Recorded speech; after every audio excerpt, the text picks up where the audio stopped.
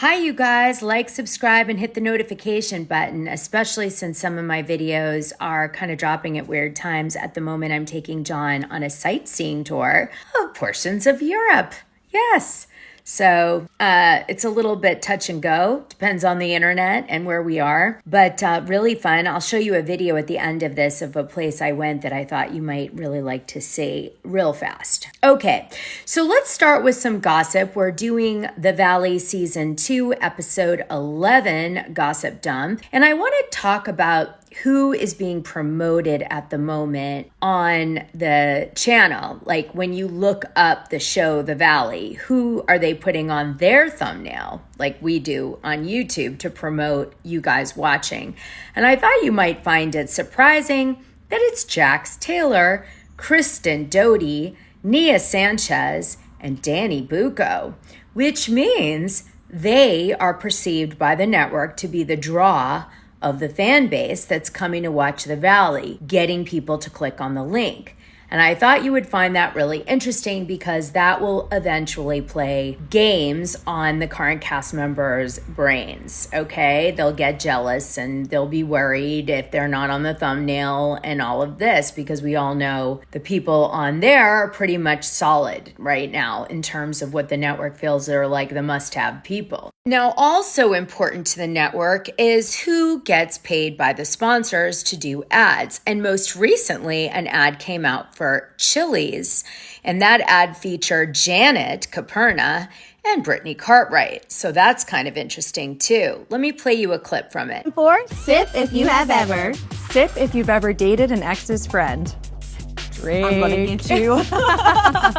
Sip if you have ever been talked about in the boys group chat. Oh gosh, I don't know and I don't want to know. Sip if you have ever made the first move on a date. I don't think so. You don't think so? Come on. Come on. Drink up. Sip if you've ever ghosted someone. Oh yeah. Heck yeah.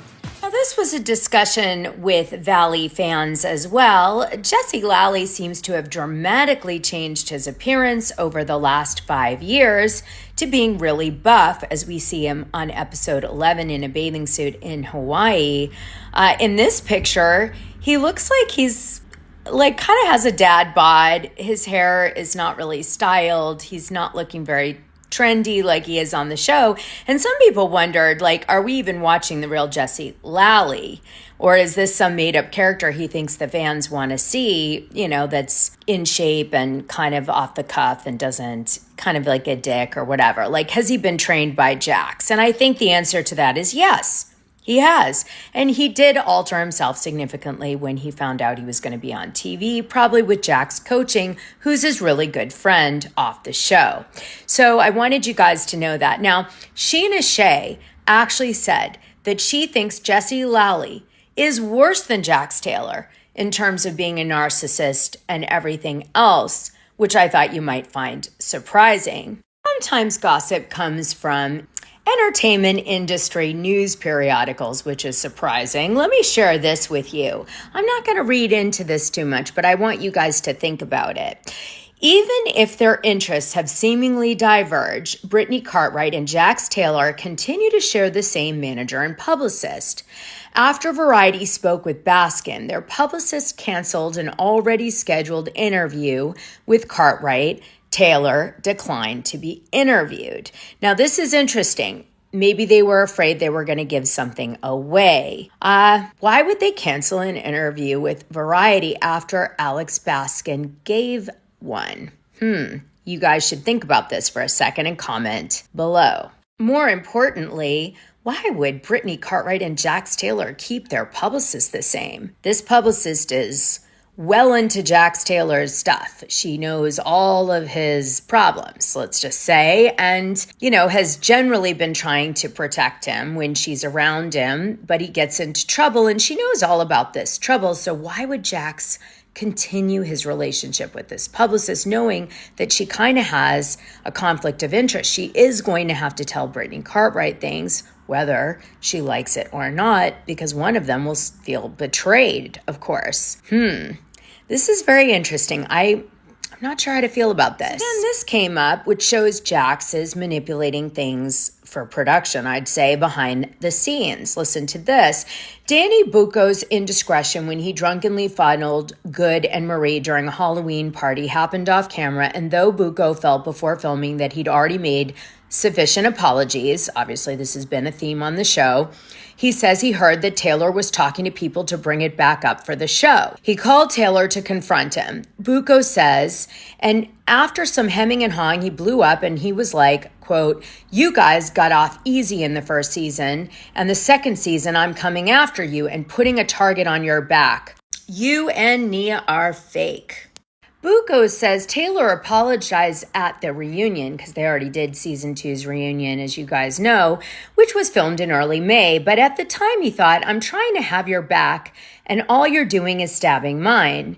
It was a hard summer, he adds, mentioning how betrayed he feels by the Caperners in particular, who he feels played up the drama at his expense.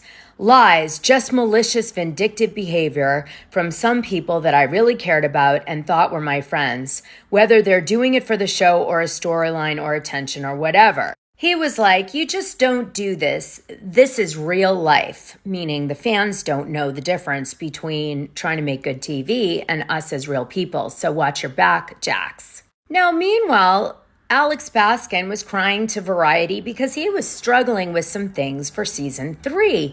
He was like, "I don't know what to do," because in a way, Jax is like the reason you watch the show, but like, how do we use him in the future? Because he's kind of troublesome, right? He's got problems. He's problematic for the network. So he's like, geez, what do I do? And then in addition to that, he wants to fold in Sheena Shea and Lala, which you see them kind of floating around, but they're not really doing much on the show. And of course, Tom Schwartz too, who by the way is friends with Tom Sandoval. Again, solid. It's odd. Like, he's like, what do I do? Because the original vision for this show was that all the Vanderpump cast would like convert over to the Valley and they'd add a few new members and that would be it. But then after all the bad things happened between Tom Sandoval and Ariana Madix, that didn't work anymore. So like, he just basically made a whole new show, and now the new cast doesn't want the Vanderpump cast really involved anymore with this new Valley show.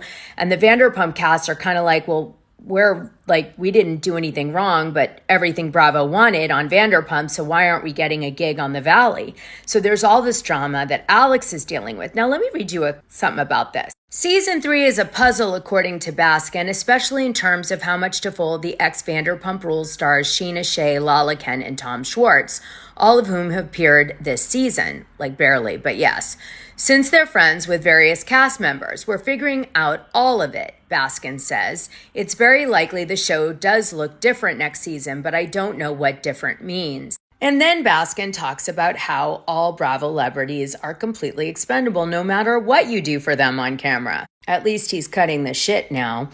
Although Taylor was integral to the formation of the show, no one is guaranteed a job indefinitely, Baskin says. Many times before, we've had to make change based on someone's behavior. But seeking help is the opposite of that. Seeking help is obviously what we completely support. Well, of course you do, because if you don't, you're getting sued, as you have been. Pressed again about what season 3 might look like, Baskin expands further. Quote, "We don't want to be in a situation where we are forcing together people who wouldn't spend the time together in real life," he says. That can become taxing and difficult to watch. Given the large size of the ensemble, Baskin hopes at least some of them can share the same space. Quote, "But at this point, I don't know what form that will take going forward." Okay, so I'm going to get into the recap now, but in the meantime, you guys comment below on what you think this means for the Valley going forward in the future for season 3. I really want to read yours. So we open up the show, episode 11, and Luke is nervous because he is now ready to commit, allegedly, to Kristen Doty, at least in marriage, because we know he's committed on the baby side. So what's going on here is he's trying to hide it, and Kristen's like Inspector Gadget, so it's really hard. He comes up with this whole plan with Kyle Chan to like bring over a pet or something, an amphibian of some sort, to have Kyle Chan take care of. while he's on a trip to Hawaii, which is being masked as Nia and Danny Bucco's trip so that it's not obvious that Kristen Doute is getting engaged, because the producers obviously don't want to ruin Kristen's big day. That even crosses the line for them. So they try to keep it secret. Okay, now here's the thing. There's a big scene with Kyle Chan where he talks about the fact that Luke is definitely going to get a yes out of Kristen because the ring is 1 carat. That's what he says. But then when the press dropped about the ring, it was really confusing to me because it's 4 carats. Here's a picture of the ring. Her ring is a 14-carat white gold ring with the center diamond being a special elongated emerald cut at 4.27 carats. Chan explained to us, there's a hidden white diamond halo which represents the love around the center diamond. Okay, so Kristen wanted this cut diamond, I guess, over the years when Katie Maloney went in to get hers. Chan realized, what Kristen wanted to because she gushed over it. So this was his best attempt to help Luke get the right ring for Kristen. But there's a lot of ambiguity around this ring. I'm just going to say it. You don't get married for the ring. Certainly. And obviously, as a celebrity, everybody focuses on it. But yeah, something weird about this ring. Now, I don't think Kristen cares either way. I think she would be doing anything weird with the ring for press purposes. But the reality is Kristen doesn't want to spend a lot of money on rings. She wants to get a house for her and Luke at some point somewhere to live in, although she seems to be trying to vie for California and he seems to be vying for somewhere else. In a past season 2 recap, we discussed their home purchase. So make sure you go back and listen to that one if you haven't. So then we find Scott back at Jesse Lally's house, and he's doing a counseling session for all the men that has kind of Real Housewives of New Jersey, Louis Ruelas Warrior vibes. No, I'm just kidding. Anyway, what happens is he says to the men, put your hand on the other man's chest and, say what you want to say to them, and they have to listen and they can't say anything. So we see them go around the room, and of course we get a few apologies. Jesse apologizes to Luke for a fight that we've all forgotten about by now. And then we get an apology that we didn't forget, which is Danny Bucco apologizing to Jason Caperna. Now, Danny Bucco in this scene admits that he does from time to time hide how much he's drinking from the group, friends, and Nia, which Jason takes as an acknowledgement that he has a drinking problem, although we know from that Variety article, Danny Bucco doesn't think that, really. I think, to be honest, in LA, a lot of guys do what Danny Bucco does because they want to let it rip because people in LA party really hard, and it's a very high-stress environment, and I think they just don't want to hear bullshit from their friends. But in Danny Bucco's case, he's getting bullshit lying and not lying. So he might as well come clean, which is, I think, why he just says, okay, let's just say it. Because if I'm going to get this much grief over hiding it, I might as well just be like, I drink a lot when I want to let it rip. So then the women are sitting at a Mexican restaurant at a girls' night out, and it comes up that Michelle is upset with, Kristen Doute because she thinks that Kristen Doute had Jenna, who dated Aaron like a few years before, come to the housewarming party, I think it was, that, where she talks to Jesse Lally and says, hey, listen, I dated Aaron and I've got tea, and she spills a little tea about that. We talked about that last week, I think. Anyway, what ends up happening is she's like, I blame you, Kristen. I think you're the puppeteer. Now, Kristen really didn't do it, allegedly. Zach did, and in fact, he said he did, but probably collaborated with Kristen on it, I'd say. Needless to say, Michelle comes for Kristen a little and says, listen, please don't do that. And then Janet Caperna jumps in and she's like, you need to take accountability. She flips out on Kristen. She's like, I know it's you.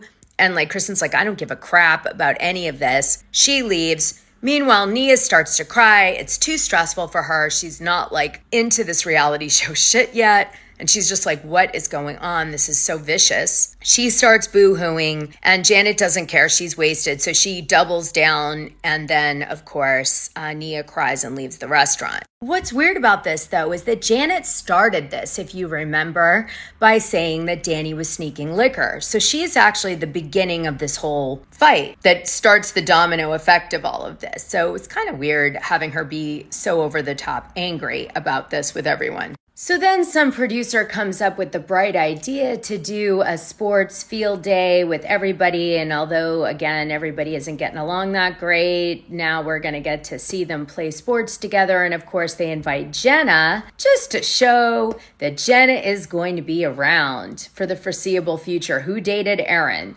That makes Michelle uncomfortable.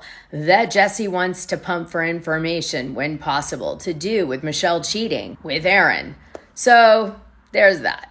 Then we jump to Jax, and he asked to have Britney meet him for breakfast to talk about co-parenting their son and, seeing their son because he hasn't seen him yet. And again, Britney says it's because he's too busy getting beauty treatments. And Jax is like, she's kind of making it hard on me to see him. So anyway, he gets there. She stands him up. He says, why did you stand me up? And she says, I heard, probably from her publicist, that you were drunk the other night, even though you're supposed to be sober, and you were with girls flirting and everything. And of course, that's probably true. And she's pissed. And she's like, you didn't learn anything in rehab, and this is all stupid, and I don't want to interact with you, so I'm out. And Jax is just like, wow. He orders his coffee to go and leaves. And then he denies that it happened on his hot mic moment. He says, I was home at 11, and that's all BS. But we all know that it was probably not BS. So everyone gets to Hawaii, and Zach is super excited because he's got the presidential suite. And he's like, I almost want to give it to Luke and Kristen because obviously they're getting engaged, but it might show Kristen that something's about to happen. And then he's like, give it away. So I'm just going to keep the room. And then he's sharing a room with Jesse and his boyfriend, Benji. Jesse doesn't seem that into it, but he's like, whatever, he's going with the flow. And then Luke seems a little annoyed that he didn't get the presidential suite. Also, Luke starts to shut down from the minute they get to Hawaii, allegedly because he's nervous about asking Kristen Doty something. And I don't think that's it. If I was to say, I think he was having trouble with the combination of asking Kristen to marry him in the way that he wanted and also dealing with what the producers were pressuring to have happen. And I think he got pissed, couldn't tell Kristen.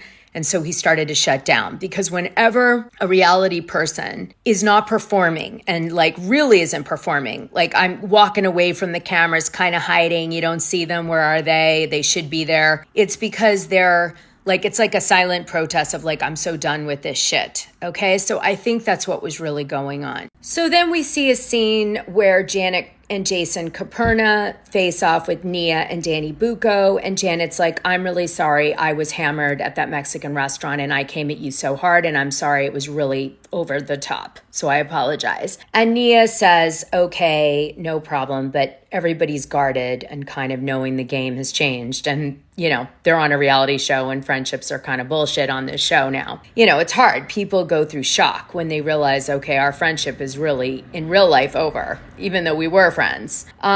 So we see this moment with them. And then Janet's like, I wouldn't have invited us here. And Nia just looks at her. Obviously, the reason that Nia had to invite her through other people was because of Kristen's engagement, but Janet doesn't know that. So then we're left on a cliffhanger, which is Aaron has come to Hawaii with Michelle, and Jesse is getting more and more angry as he's watching them love all over each other, and he just feels this immense disrespect. And the producers do this whole montage building up why Jesse believes that Michelle actually cheated with Aaron. And they're preparing us for Jesse's wrath, which is going to be that in the next episode, he's going to straight up ask Aaron, did you cheat in any way with my wife, even emotionally? I want to know, because this is what's plaguing Jesse, is the disrespect. And he wants to punch him in the face if he did. So we'll have to see what happens. Okay, so now I'm going to quickly show you a cool thing that I saw on my trip. This is close. We can go further back. I just want to show you you and the thing. And so I take Taking the whole thing in. Taking the whole thing in. Okay, weird. Okay. What's the deal with the door, John? Did you read it? Closed. Oh, it just says closed. Look how cool this rock is. Look, ready? Oh, yeah. I guess the rock slides are common. Oh, yeah, I was thinking that. It's actually like, we could die here.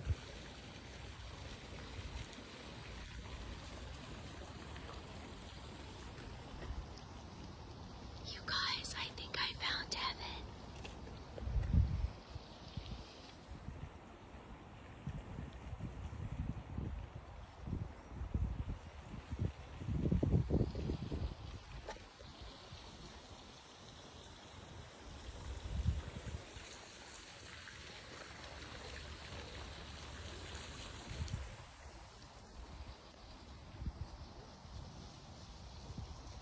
All right, you guys, we'll talk soon. See you next week.